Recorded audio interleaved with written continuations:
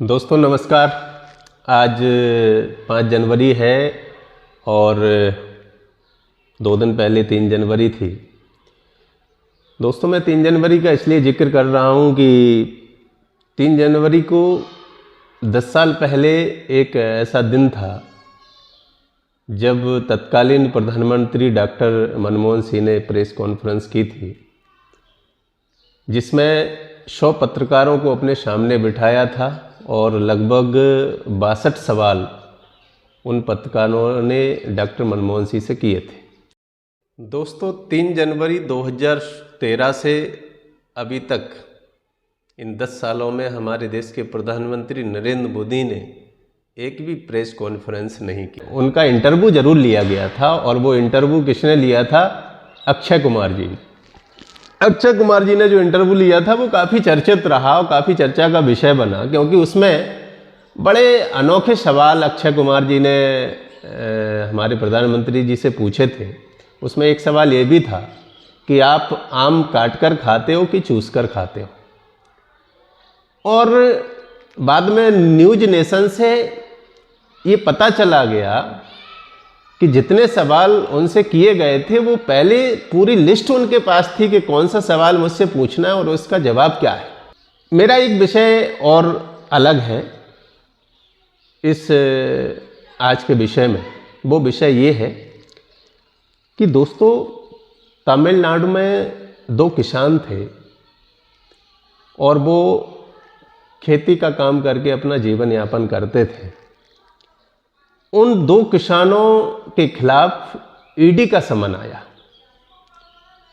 बड़े गजब की बात है दोस्तों, बड़ा चौंकाने वाला विषय है कि हम समझते हैं कि हमारे देश की जो टॉप लीडरशिप है, जो विपक्ष में जो लोग बैठे हैं, जो इंडिया अलायंस के साथ हैं, उन लोगों को लगातार ईडी के द्वारा प्रताड़ित किया जा रहा है। लेकिन क्या कोई ऐसा भी सोच सकता है कि हमारे देश के किसान को भी ईडी का समन आ सकता है? जी हाँ दोस्तों, हमारे तमिलनाडु के जो 2 किसान थे, एक का नाम कन्हैयन था जिनका उम्र लगभग 70 वर्ष था, दूसरे का नाम कृष्णा था जिनकी उम्र 62 वर्ष थी। वो दोनों खेती का काम करते थे। दोस्तों तमिलनाडु में एक बीजेपी के नेता थे जिनका नाम था गुणशेखर। गुणशेखर काफ़ी चर्चित नेता थे और उस गुणशेखर ने उन दोनों किसानों की ज़मीन को कब्जा कर लिया था। जब किसानों की ज़मीन पर गुणशेखर ने कब्जा किया अवैध रूप से, तो तमिलनाडु में बीजेपी की गवर्नमेंट नहीं थी। उन दोनों किसानों ने पुलिस का सहारा लिया, पुलिस में एफआईआर करवाई, तो पुलिस ने उस गुणशेखर को पकड़ करके वो जेल में डाल दिया। गुणशेखर ने कुछ दिन बाद अपनी जमानत करा करके और फिर अपना आक्रोश निकलवाने के लिए गुणशेखर ने अपने शीर्ष नेतृत्व दिल्ली में फ़ोन किया और ईडी का फरमान जारी करवाया। उन दोनों किसानों के लिए ईडी का समन आया। दोस्तों बड़े चौंकाने वाली बात है, जब उन दोनों किसानों के लिए समन आया और उसमें हवाला क्या दिया गया है दोस्तों, उन दोनों किसानों के खिलाफ एक एफआईआर थी और वो कोर्ट में लंबित थी। उस एफआईआर में दोनों किसानों पर जो धारा लगी हुई थी वो वाइल्ड लाइफ प्रोटेक्शन एक्ट के तहत थी।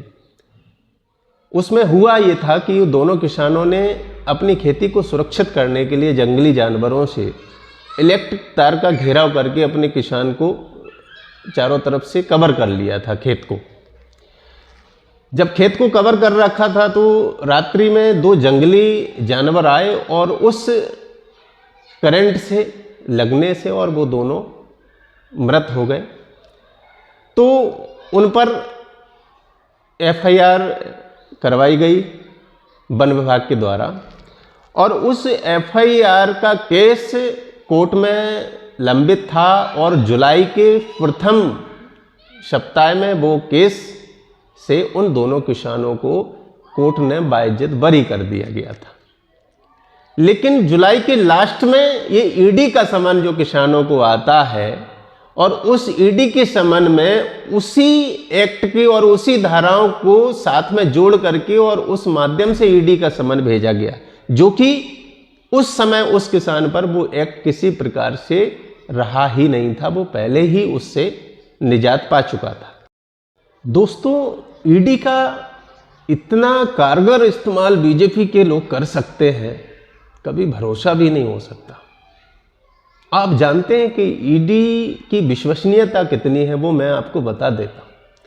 दोस्तों, राजस्थान चुनाव होने से पहले राजस्थान में 2 ईडी के अधिकारी रिश्वत लेते पकड़े गए थे, लेकिन मीडिया ने उनको बिल्कुल नहीं दिखाया गया।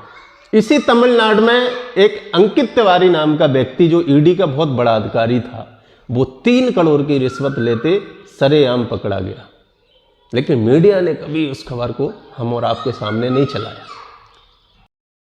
ऐसा दोस्तों इसलिए होता है कि हमारे देश की मीडिया ने 10 साल में आज तक हमारे देश के प्रधानमंत्री से कोई सवाल नहीं किया। किसी की हिम्मत नहीं है प्रधानमंत्री से सवाल करने की। केवल ये प्रधानमंत्री का राइट है कि वो अपने मन की बात लोगों को बता सकते हैं, लोगों को सुना सकते हैं, लेकिन लोगों के मन की बात वो कभी नहीं सुन सकते। इसलिए ये देश में इतनी सारी घटनाएं हो रही हैं कि हमारे देश का चौकीदार कभी हमारी बात या मीडिया की बात सुनने वाला नहीं है। बहुत बहुत धन्यवाद दोस्तों। फिर मैं नए विषय के साथ आपके सामने हाजिर रहूँगा। नमस्कार।